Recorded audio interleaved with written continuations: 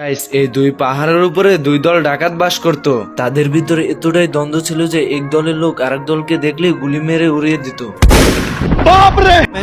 তো একদিন এক বুড়ো ডাকাত অতিরিক্ত মদ খাওয়ার কারণে মাতলামো করতে করতে চলে যায় অপর প্রান্তের পাহাড়ে। এইদিকে মুরগি বুড়ো ডাকাতকে আসতে দেখে দৌড়ে চলে যায় তার মালিকদের কাছে এন্ড গিয়ে বলতে থাকে, নাম বললে চাকরি থাকবে না। শালার মধ্যে রাখছো। এদিকে বুড়ো লোক তাকে গুলি করতে দেখে ভয়ে পালাতে থাকে। অপর প্রান্তে তার দলের লোক এসব দেখে মিছিল দিতে থাকে।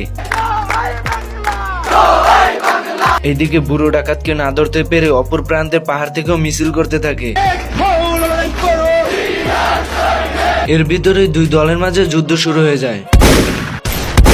এরপর যুদ্ধ শেষ হয়ে যায় এবং ফলাফল হিসাবে ডাকাত দলের দুই গ্রুপের সবাই মারা যায়, কিন্তু তারা মরে গিয়েও ভূত হয়ে একে অপরের সাথে ঝগড়া শুরু করে দেয়। ছোট্ট একটা রিকোয়েস্ট করে তুই খালি কষ্ট করে 5 মিনিটের লেগে আয়া পর ভাই, 5টা মিনিটের লেগে তুই খালি আয়া পর পরে মাইরা আমি ঘুমামু ভাই, আমার ঘুম হয় না। এইদিকে দোনো ডাকাত দল মরে যেতে দেখে এলাকাবাসী খুশিতে নাচতে থাকে।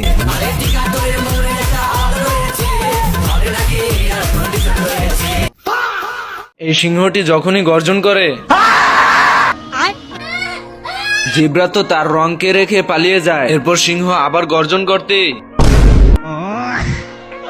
এইদিকে পানিতে থাকা কুমিরও সিংহের গর্জন শুনে ডাঙায় চলে আসে। এর ভিতরে একটা ছোট কুমির দৌড়াতে না পেরে বলতে থাকে, বর্তমানে রোহিঙ্গার মতো আছে আর কি।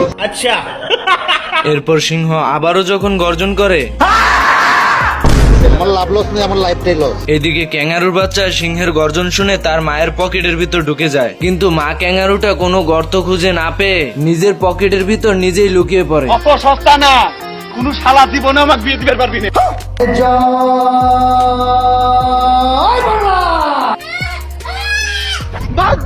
এইদিকে সিংহ তো জঙ্গলের ভিতর বুক ফুলিয়ে হাঁটতেছিল।